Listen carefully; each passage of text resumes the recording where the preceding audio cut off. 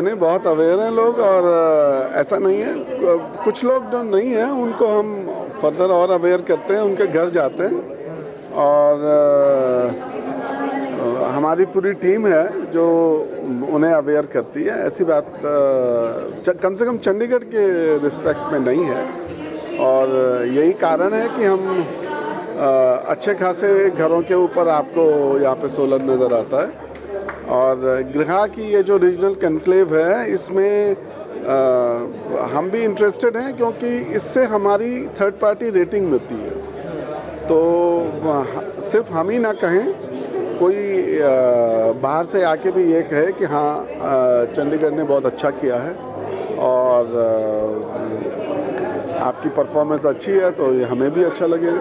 Sir, जिस तरह से एनवायरनमेंट की अगर बात करें तो जैसे ईवी को लेकर के काफ़ी इनिशिएटिव लिया चंडीगढ़ ने। अभी तक अगर देखें तो, क्योंकि आप तो कहीं ना कहीं इन आंकड़ों को भी देखते होंगे, पोल्यूशन पर कितना फ़र्क पड़ा है, कोई इम्पैक्ट नज़र आया अभी तक, क्योंकि काफ़ी व्हीकल्स हो चुका है? नहीं, देखिए अभी प्रोपोर्शनेटली करीब हमारे पास करीब 8-9 हज़ार गाड़ियाँ हैं जो ईवीज़ हैं और टोटल गाड़ियाँ इसके कई गुना हैं। और हरियाणा पंजाब के नंबर्स की जो गाड़ियाँ आती हैं, 2 प्रदेशों की कैपिटल है ये, तो अभी इस तरह से मेजर करना बड़ा मुश्किल हो जाएगा, अभी नहीं कर सकते। धीरे धीरे जब हरियाणा पंजाब में भी इलेक्ट्रिक व्हीकल्स का जोर होगा और मोहाली पंचकुला के लोग भी, क्योंकि वही गाड़ियाँ ज़्यादा आती जाती हैं, तो वहाँ से भी अगर लोग ईवीज़ में आना शुरू कर देंगे तो मेरे को ज़रूर इम्पैक्ट पड़ेगा, इसमें कोई शक नहीं। और जो इंफ्रास्ट्रक्चर उसके लिए चाहिए चंडीगढ़ में है, आपको लगता है कि पूरा? बिल्कुल, नेशनल स्टैंडर्ड जो है वो 9 स्क्वायर किलोमीटर पे एक चार्जिंग स्टेशन है। मेरे पास ऑलरेडी 26 चार्जिंग स्टेशन है 110 स्क्वायर किलोमीटर पे, तो आप लगा सकते हैं। लोग यूज़ कर रहे हैं? लोग यूज़ कर रहे हैं। हम उनका जो कंपनीज जिन्होंने लगाया है उनका रेवेन्यू अभी उतना नहीं है, पर इम्प्रूव हो रहा है, हर महीने वो इम्प्रूव हो रहा है। चंडीगढ़ ट्रांसफ़र होना जा रहा था कि भी हम ज़्यादातर 80% या 50% कम से कम की टारगेट था, वो कब तक का टारगेट है?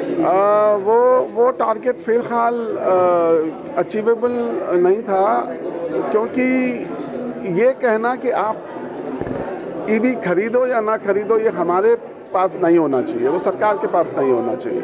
वो इंडिविजुअल की चॉइस है, हम उसको एनकरेज कर सकते हैं। तो एनकरेज करने के लिए हमने ज़रूर जो है इंसेंटिव रखे हैं, सोलर एस्टैब्लिशमेंट्स रखे हैं, चार्जिंग स्टेशन रखे हैं, पर किसी को फोर्स करना कि आप यही करोगे ये नहीं करोगे, वो कोई बहुत अच्छी पॉलिसी नहीं थी, इसलिए वो होल्ड पे है। सर, एक आपकी तरफ से कई बार हालांकि नोटिस भी किया गया, जो पंजाब की तरफ से पानी आ रहा है, कई अगर कहें तो ये जंगलात का काफ़ी एरिया ख़राब हो रहा है, उसको लेकर के कोई हुआ अपडेट? क्योंकि वो लगातार नहीं, ऑलरेडी हमने उसका सोल्यूशन तो ढूंढ लिया है, वो तो हो गया है। उनका STP चल रहा है, उनका STP बना रहे हैं, वो नया गांव वाले STP इस्टेब्लिश हो रहा है। शायद 25 के एंड तक वो STP बन जाएगा, एक बात। दूसरा, जो पानी आ रहा है, फ़िलहाल हमने अपने जंगल को बचाने के लिए म्यूनिसिपल कॉरपोरेशन को बोला है कि वो एक पाइप में डाल के और अपने सीवर में ले ले, टेम्परेरी उनके सीवर में वो चला जाएगा। कनेक्टिविटी हाँ, ऑलरेडी उनकी फ़ंड की डिमांड आ गई है, हमने पैसा ट्रांसफ़र करना है। और तीसरा, हमने उसको बायो रेमेडिएशन के लिए चैनलाइज कर दिया है ऑलरेडी, तो अब आपको वहाँ पे पानी नहीं नज़र आएगा। पोल्यूशन को लेकर गवर्नर साहब भी बहुत चिंतित थे जी। उन्होंने भी बोला कि बहुत सारी गाड़ियाँ यहाँ आती हैं चंडीगढ़ में, जिससे पोल्यूशन होता है जी। उसके लिए कुछ आप कर रहे हैं कि गाड़ियाँ कम? ये जो काम है ये डीजल के ट्रकों का और बसों का ज़्यादा है, वो ट्रांसपोर्ट डिपार्टमेंट और STA देखता है, तो वो कर रहे हैं। वो रेगुलरली उनके पोल्यूशन सर्टिफिकेट्स को चेक करते हैं और वो मेरा सीधा ना होके वो STA का काम है। जो घरों पे लगनी थी वो कितने % हो गए हैं? और अभी सोलर वाले जो घरों के ऊपर लगने थे, करीब हमारे पास करीब 3500 के ऊपर के रजिस्ट्रेशंस हैं और अब वेंडर्स उसको धीरे धीरे करके लगा रहे हैं। नहीं, टारगेट अभी वक्त है टारगेट को पूरा होने हैं। ऐसा नहीं है कि घर पे लगेंगे, उस पे नहीं, मतलब कुछ है ऐसा?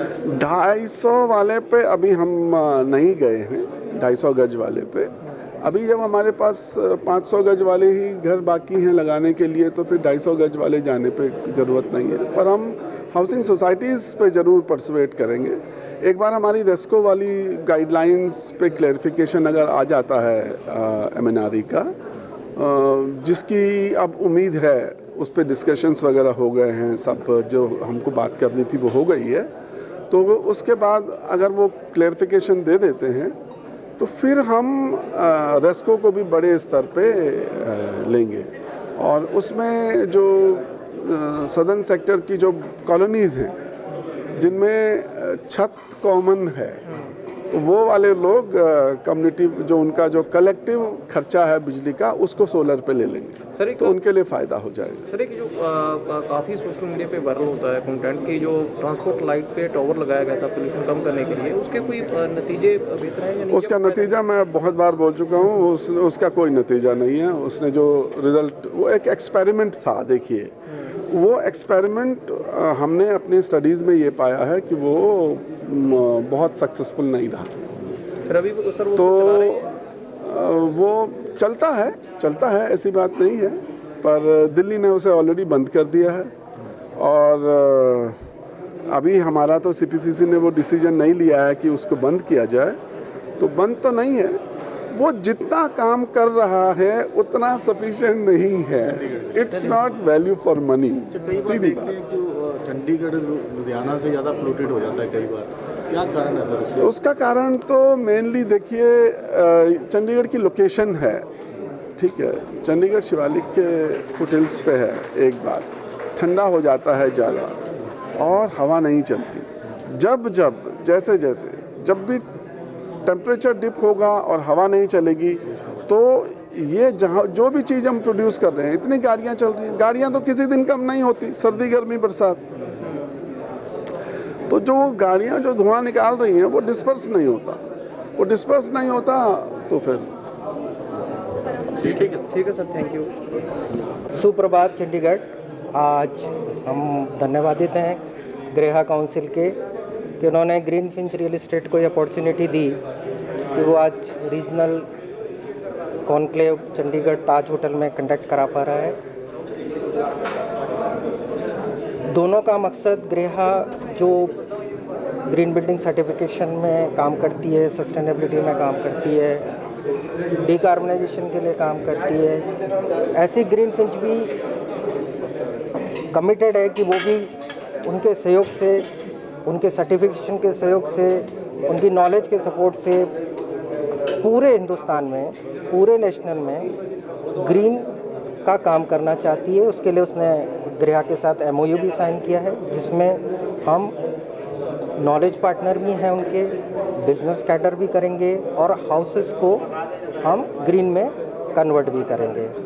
एज ए ग्रीन फिंच हमारा पूरा डिस्ट्रीब्यूशन अभी 16 स्टेट्स में है, जिसमें हमारे पास 300 से ज़्यादा की सिविल इंजीनियर्स हैं जो कि ग्रीन बिल्डिंग की बहुत उच्च कोटि की नॉलेज रखते हैं।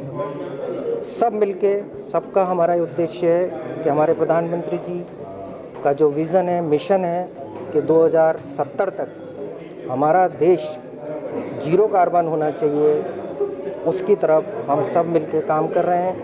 आज बहुत अच्छा सौभाग्य है कि यहाँ पे गवर्नमेंट की बहुत सारी एजेंसीज़, गवर्नमेंट के बहुत senior officials, architects, builders, schools, college student सब यहाँ पर हैं।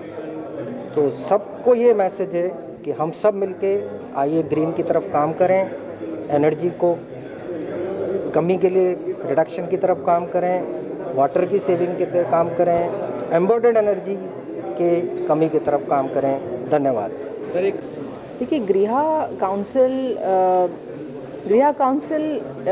का इंडेवर ये है कि हम लोग हर रीजन में, हर सिटी में जाके अपने रीजनल प्रेजेंस दिखाएं, और हम लोग ये चाह रहे हैं कि हम सस्टेनेबिलिटी के कॉन्सेप्ट्स को और लोगों तक पहुंचा सकें। और इसलिए हम लोगों ने एक मेन इवेंट जो हम दिल्ली में करते हैं, उसके अलावा हमने हर सिटी में इस साल प्रोग्राम करने का सोचा है।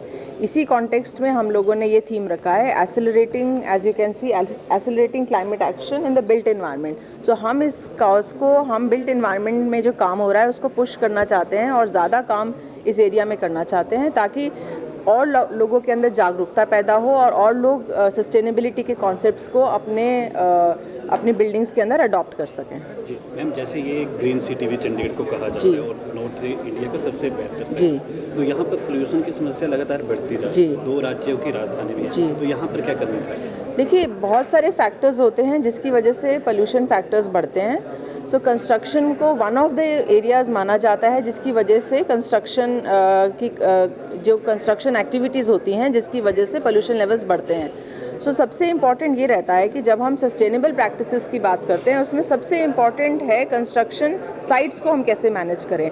तो साइट्स को मैनेज करने के लिए गृह में बहुत बढ़िया तरीके से हम लोगों ने बहुत पैरामीटर्स बनाए हैं कि हम ग्रीन बैरिगेडिंग कैसे करें, स्प्रिंकलिंग ऑफ वाटर और वॉशिंग ऑफ व्हील्स, बहुत सारी ऐसी स्ट्रैटेजीज़ हैं जो कि हम लोगों ने बताई हैं लोगों को through our experience and also through our research, जो कि प्रोजेक्ट्स में इम्प्लीमेंट होनी चाहिए, ताकि जब हम कंस्ट्रक्शन जब हम करते हैं तो उस दौरान जब बहुत ज़्यादा धूल मिट्टी उड़ती है उस चीज़ों को हम उस समय ध्यान दे सकते हैं, मटेरियल्स की वेस्टेज रोक सकते हैं और बेस्ट कंस्ट्रक्शन मैनेजमेंट प्लान्स के साथ हम लोग एक एफिशिएंट बिल्डिंग ही नहीं, मतलब ड्यूरिंग कंस्ट्रक्शन भी हम इन्वायरमेंट को नुकसान नहीं पहुँचाएं, उस हिसाब से कंस्ट्रक्शन हम करते हैं। जो कैलकुले में हुआ एमओ साइन हुआ जी, तो आगे मटेरियलाइज कैसे करना, उसके लिए क्या एक्टिविटीज़ कर रहे हैं? देखिए ये जो MOUs रहते हैं ये बेसिकली कोलैबोरेशंस इसलिए बनाए जाते हैं ताकि हम लोगों के साथ और जुड़ सकें। फॉर एग्जांपल जो आज हम लोगों ने MOU साइन किया है इंडियन इंस्टीट्यूट ऑफ आर्किटेक्ट्स के साथ, ये एक हमारी पहल है ताकि हम यहाँ के आर्किटेक्ट्स और यहाँ के स्टेक होल्डर्स को सस्टेनेबिलिटी के कॉन्सेप्ट्स के साथ और जोड़ सकें और वो लोग जब यहाँ पे बिल्डिंग्स बनाएं और यहाँ पे जब कुछ काम हो तो वो सस्टेनेबिलिटी के एरिया में हो। तो ये कोलैबोरेशन टू वे कोलैबोरेशन रहता है जहाँ पे वो हमारी मदद करते हैं to get more projects and to get more footprint, गृह फुटप्रिंट बढ़ाने का काम करते हैं और इन टर्न हम लोग उन लोगों को मदद करते हैं ताकि हम उनको थ्रू ट्रेनिंग्स, कैपेसिटी बिल्डिंग, हम उन लोगों की कैपेसिटीज़ बिल्ड कर सकें और आने वाली जनरेशन जितने आर्किटेक्ट्स आएँ और जितना काम इस एरिया में हो वो सब सस्टेनेबिलिटी के एरिया में ही हो। जो विलेज में आपके